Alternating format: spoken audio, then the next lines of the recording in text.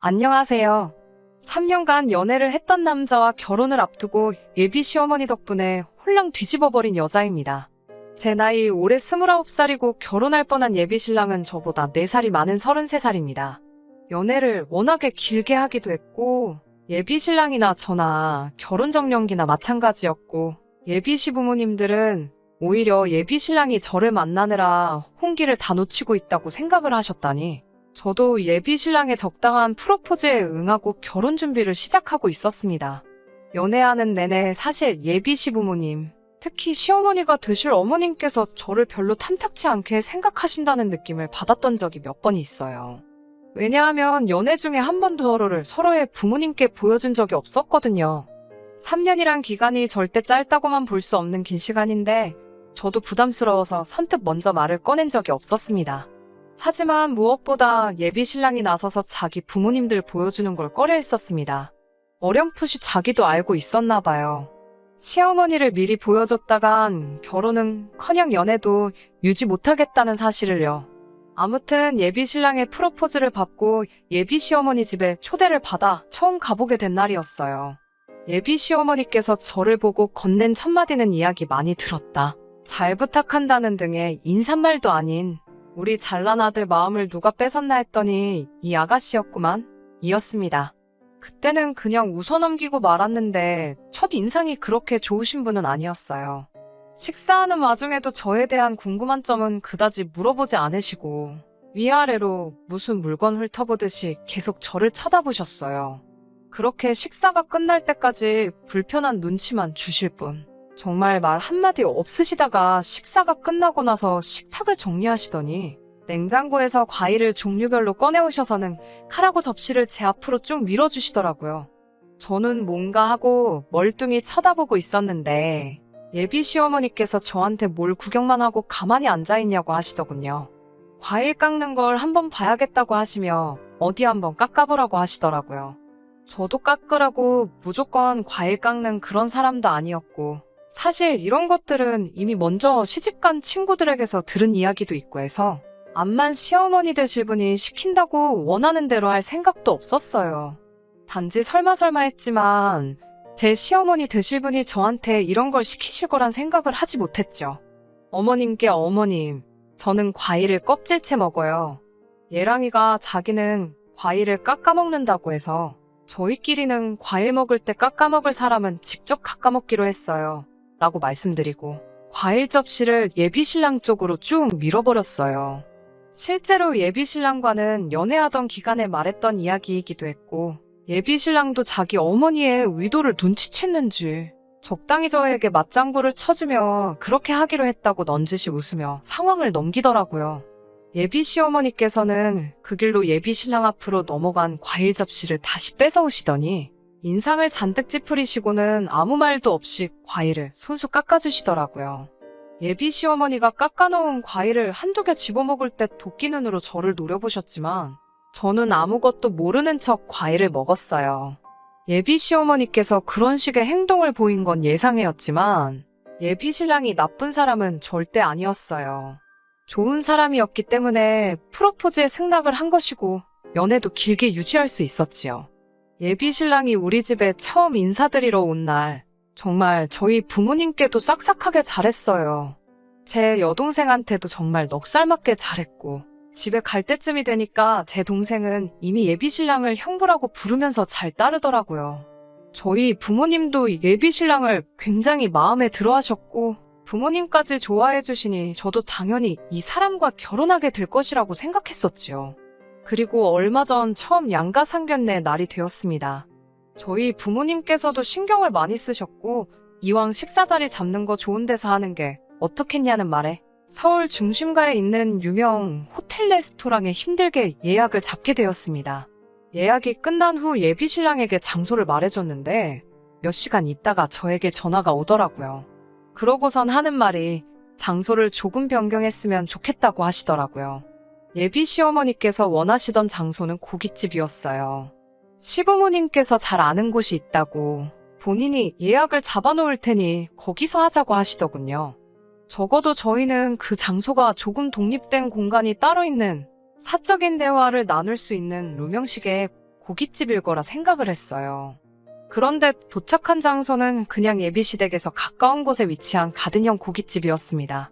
아무리 원하는 음식을 드시는 게 더 좋다고 한들 그래도 양가 부모님께서 처음 만나는 상견례 자리이니만큼 어느 정도는 조용한 곳이었으면 했는데 그래도 엄청 유명한 맛집이기는 한지 초저녁 시간대였는데도 가게에는 발 디딜 틈도 없이 손님이 가득했습니다.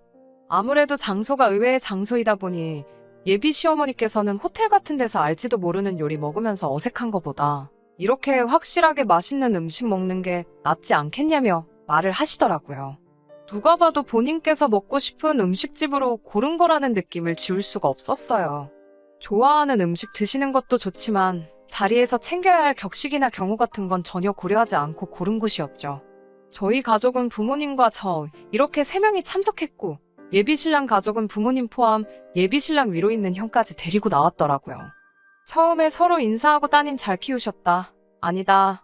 아드님도 잘 키우셨다 하면서 서로 덕담 나누고 시작했어요. 그때까지만 해도 분위기가 좋았는데 예비 시어머니께서 저희 어머니한테 예비사도는 고기를 참 많이 드셨나 보다. 고기를 많이 드셔서 빵점짜리 어머니가 되셨나 보네. 이러더라고요. 그러면서 괜히 고깃집에 데려온 게 아닌가 몰라 하면서 깔깔 웃더라고요. 무슨 소린가 싶었어요. 방금까지 서로 자식들 잘 키우셨다 나누던 분이 갑자기 저희 어머니한테 빵점 어머니라는 말을 하시다니요. 무슨 소린가 했더니 진짜인지는 모르겠는데 무슨 육류가 산성음식이고 산성음식을 많이 먹으면 나를 낳는다나 어쩐다나 한다고 하더래요. 그래서 저희 아버지가 먹을 고기까지 어머니가 다 뺏어 드셔서 딸만 둘 낳았다 이 말을 하고 싶었나 보더라고요. 그러면서 자기는 아들이 둘이나 있으니 100점을 2번 받아서 200점짜리 엄마라고 하더라고요. 우리 어머니 딸만 낳은 걸 비하하려고 하는 그 말에 저희가 반응도 하기 전에 곧바로 다음에 이어하시는 말도 어이가 없었습니다. 저에게 여동생이 있다는 사실을 들었는데 왜 자리에 데리고 나오지 않았느냐 물어보시더라고요. 취직 준비하느라 시험을 앞두고 있어서 못 나왔다는 설명을 드리니 이왕 나온 김에 우리 첫째도 장가를 보내려나 했는데 라고 하시며 아쉬워하셨어요. 예비 신랑의 형, 아주버님 되실 분이 아직 결혼을 안 하셨는데 요즘 겹사돈 신경 쓰냐고 이참에 오늘 제 여동생과 아주버님 되실 분을 이어주고 상견례 2번 할 것을 한 번에 끝내려고 했는데 생각처럼 되는 일이 없다고 껄껄 웃으시더라고요. 그 말에 저는 물론 저희 부모님도 표정이 몹시 안 좋아지셨는데 그걸 눈치채셨는지 농담 삼아 한 말인데 왜 그렇게 심각하게 받아들이시냐고 너스레를 떨며 어물쩍 넘기려고 했어요. 그래도 최소한의 눈치는 있는 것 같더라고요. 그러고 나서는 아들 자랑에 여념이 없었습니다. 우리 잘생긴 아들 하면서 칭찬을 하시는데 제 남편 될 사람 외모를 가지고 제가 잘생겼나 못생겼나 하는 것도 그렇지만 객관적으로 봤을 때 그냥 평범한 정도거든요. 키도 여자인 저랑 비슷한 편이고 괜찮은 회사 다니고 있기는 하지만 그렇다고 아들에게 자부심을 느낄 정도의 엄청난 회사는 아니었어요. 저 또한 조건만 보면 예비 신랑에 비해 처지는 부분도 하나 없고 집안 형편도 예비 시댁에 비해 모자라거나 한 부분은 하나도 없거든요. 그런데도 멈추지 않고 저보고 시집 잘 오는 거라는 식으로 말하는 모습에 뭐 저렇게 호들갑이신가 하는 생각이 들었습니다. 그러고 있다가 얼마 안 있어서 주문한 고기가 나오기 시작했습니다. 정말 웅성거리는 소리도 소리지만 쉴 틈 없이 쏟아내시는 예비 신랑 자랑 때문에 무슨 대화가 오갔는지 잘 기억이 안 날 정도로 정신이 없었어요. 양가 어른들이 첫 만나는 자리에 중요한 이야기 오고 가기에는 어울리는 장소는 아니었지만 웅성거리는 실내와 손님 수가 이해가 될 정도로 지역에서 유명한 맛집인 사실은 분명했어요. 제 입맛에 맞는지 엄청 맛있더라고요. 뭐 이야기할 분위기도 아니고 이왕 이렇게 된 거 밥이나 맛있게 먹자는 생각으로 고기를 추가로 더 시켰어요. 추가된 고기가 나오고 직원분이 고기를 맛깔나게 다 구워주셨습니다. 다 익어서 먹어도 된다고 하는 말에 팔을 뻗어 고기 쪽으로 향하니 시어머니 되실 분이 자기 젓가락으로 제 젓가락을 탁 쳐내더라고요. 먹으려던 걸 제지당한 것보다도 아무리 시어머니 되실 분이라고 해도 본인이 밥 먹던 젓가락으로 제 젓가락을 쳐내는 건 조금 경우가 아닌 행동이잖아요. 그래서 뭐 하시는 거지? 하는 표정으로 예비 시어머니를 쳐다봤습니다. 그러더니 하시는 말이 너도 너희 어머니같이 빵점짜리 엄마가 되고 싶은 거냐고 고기 좀 그만 먹으라고 하더라고요. 산성 음식인 고기는 남자인 우리 아들이 많이 먹어야 하고 여자가 앞으로 아들 낳으려면 알칼리성 음식 위주로 먹어야 한다고 말하며 너는 나 같은 1등 며느리 되고 싶으면 이런 거나 열심히 먹으라고 쌈채소가 들어있는 바구니를 제 앞에다가 툭 던져주더라고요. 너희 엄마 같은 빵점짜리 엄마가 아니라 나 같은 200점짜리 엄마가 되고 싶으면 지금부터 미리미리 준비를 해야 아들을 낳지 않겠냐고 으스대면서요. 그 말이 끝나기가 무섭게 제 앞에 놓여진 쌈채소들이 하늘을 날고 있었어요.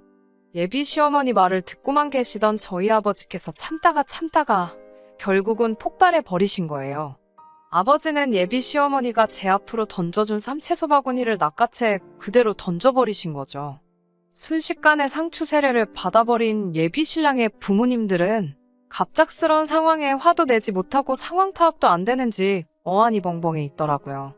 아들 둘 낳은 게 두 분한테는 얼마나 큰 자랑인지는 모르겠지만 대놓고 내 와이프한테 점수 매기며 여태까지의 우리 결혼 생활을 부정하는 사람들에게 저를 시집 보낼 생각이 없으시다고요. 이 일로 하여금 제가 아버지를 원망하게 된다고 해도 상관이 없고 애초에 아버지는 저를 그런 일로 가족들과 등지고 살 사람으로 키우신 적 없다고 하더라고요. 이에 질세라 저도 같이 한마디를 했지요. 어머님도 두 아들을 둔 어머니이기 이전에 집에서는 딸이지 않으시냐고. 예비 신랑을 참으로 좋아하는 건 사실이고 그래서 결혼까지 승낙한 상황이긴 하지만 저도 저희 아버지 뜻에 따라 이 결혼은 처음부터 다시 생각해봐야겠다고 말씀드렸어요.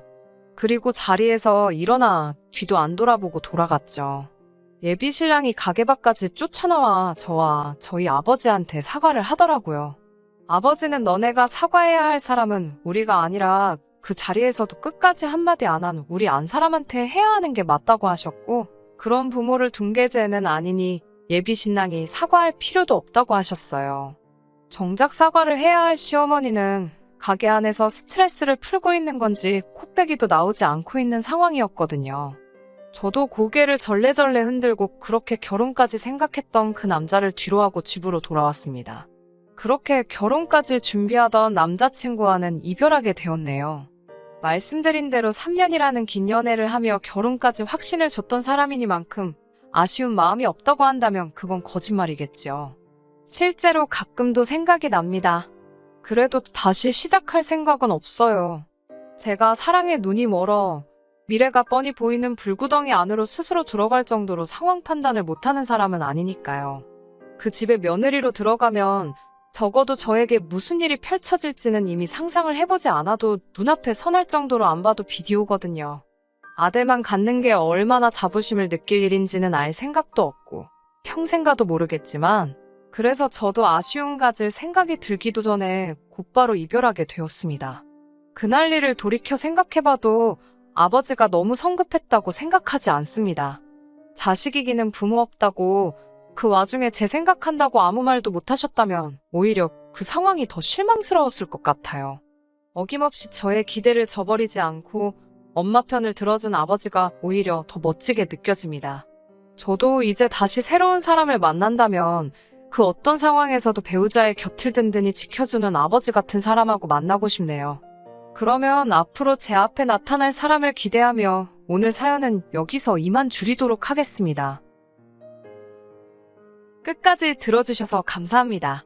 오늘의 사연은 여기까지입니다. 구독과 좋아요, 알람 설정 부탁드리고 더 좋은 사연으로 다시 찾아뵙겠습니다. 감사합니다.